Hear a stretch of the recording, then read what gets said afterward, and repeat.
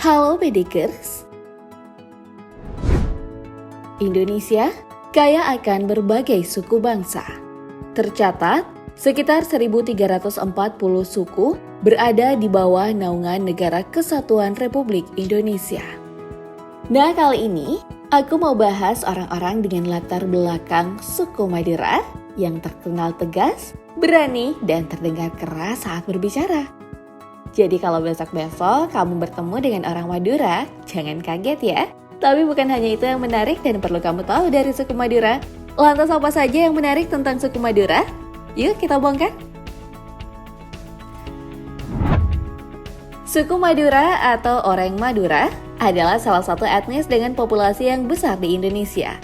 Lebih dari 7 juta jiwa tercatat bersuku ini berdasarkan data sensus di tahun 2010.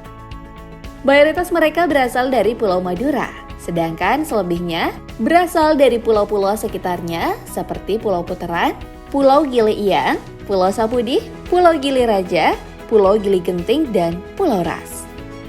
Suku Madura adalah salah satu suku perantau, jadi jangan heran kalau kamu banyak menjumpai orang Madura di berbagai daerah. Selain merantau di dalam negeri, orang bersuku ini juga merantau hingga ke negara tetangga seperti Malaysia hingga Singapura. Selain terkenal dengan gaya bicara yang khas, orang Madura juga terkenal dengan etos kerja yang tinggi, ramah, giat, dan ulet. Orang perantauan yang berasal dari Madura umumnya memilih berprofesi sebagai pedagang. Misalnya saja, kuliner sate Madura yang terkenal kelezatannya seantero negeri. Kamu pernah coba nggak? Di beberapa daerah, orang Madura juga terkenal dengan cukurnya yang khas. Ayo, siapa nih yang pernah ke barbershop lokal ala cukur Madura? Tapi bukan berarti orang Madura tak bisa menjadi tokoh nasional yang berpengaruh di Indonesia ya. Kamu pasti kenal Bapak Mahfud MD, Bapak Wardiman Djojonegoro, dan Bapak Hadi Purnomo. Mereka semua orang Madura loh. Suku Madura dikenal mempunyai tradisi Islam yang kuat. Hampir 100% orang Madura menganut agama Islam, sehingga ada banyak pondok pesantren yang tersebar di seluruh Pulau Madura. Setidaknya ada puluhan ribu santri yang tersebar di seluruh pesantren yang mengakar dalam kehidupan masyarakat. Pesantren-pesantren di Madura tak hanya mengajarkan ilmu agama, tapi juga mengajarkan pengetahuan mengenai kehidupan sosial dan kepedulian terhadap sesama. Jadi kalau kamu bertemu dengan orang Madura, jangan ragu untuk berbaur ya, Bedikers. Berbicara tentang suatu suku, tak afdol rasanya kalau tak mengenal aturan dan hukum setempat. Iya enggak? Dalam terminologi hukum di Indonesia, hukum adat mengacu pada peraturan-peraturan tak tertulis yang tumbuh dan berkembang di masyarakat. Oleh karena itu, hukum adat memiliki kemampuan penyesuaian diri yang sesuai dengan keadaan masyarakat yang terikat di dalamnya. Bisa dibilang hukum adat itu cukup fleksibel loh, Bedikers. Dalam suku Madura terdapat beberapa hukum adat yang berlaku. Misalnya, ada hukum kekerabatan. Dalam masyarakat Madura, ikatan kekerabatan terbentuk melalui garis keturunan. Pada sistem kekerabatannya, suku Madura dikenal dengan 3 kategori sanak keluarga atau kinsman, yaitu 1 taretan dalam atau kerabat inti, 2 taretan semak atau kerabat dekat, dan 3 taretan jauh atau kerabat jauh. Di luar dari ketiga ini disebut sebagai orang luar atau orang luar. Selanjutnya, ada hukum perkawinan.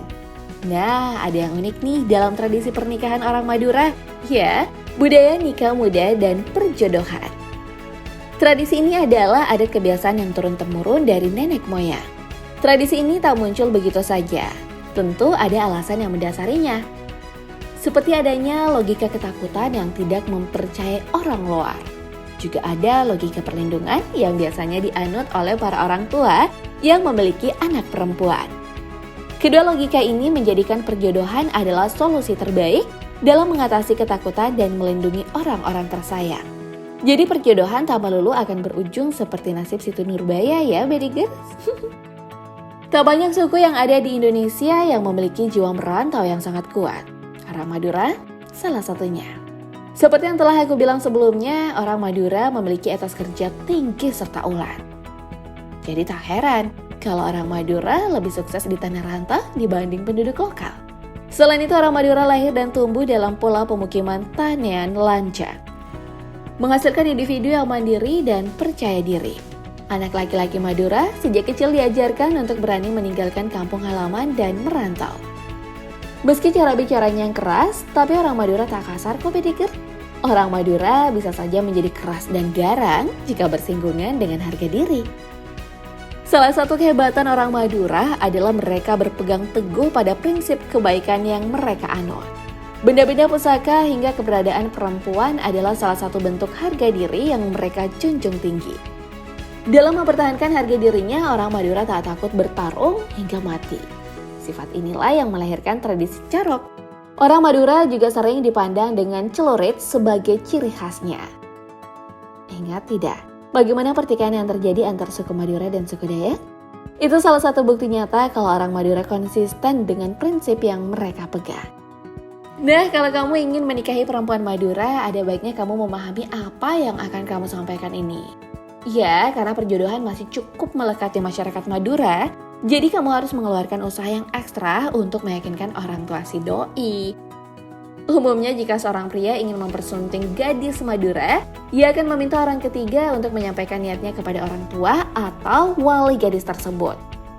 Kamu harus pastikan nih, orang utusan ini adalah sosok yang disegani dan dipercaya. Ya, biar lancar aja gitu Bedigers. Oh iya, suku Madura sangat kental dengan ilmu agama Islam. So, pastikan kamu siap menjawab pertanyaan-pertanyaan orang tua si dia ya. Pahami juga syarat-syarat pernikahannya dalam Islam. Sebelum pernikahan dilaksanakan, biasanya akan diadakan acara lamaran terlebih dahulu. Ingat ya, kamu harus menyiapkan 3 barang ini. Ada sapu tangan, minyak wangi, dan sejumlah uang. Ketiga barang ini akan menjadi bukti bahwa perempuan idaman kamu telah resmi bertunangan. Selanjutnya, kamu harus nyiapin alat-alat pinangan untuk diantarkan kepada pihak perempuan. Barang-barang ini meliputi kocor atau cucor, polot atau ketan yang sudah dimasak, sirih, dan pinang. Set pakaian lengkap wanita termasuk kerudung dan sarung, juga alat-alat untuk berhias atau make up. Nah, hal lain yang perlu kamu pastikan adalah kalau tunangan kamu memiliki saudara perempuan yang belum menikah. Maka beri juga set pakaian perempuan untuk saudaranya. Hal ini dilakukan agar saudari tunanganmu juga cepat mendapat jodoh. Terlepas dari semua yang akan kamu kemukakan sebelumnya, setiap keluarga pasti memiliki syarat masing-masing dalam melepas anak gadis mereka.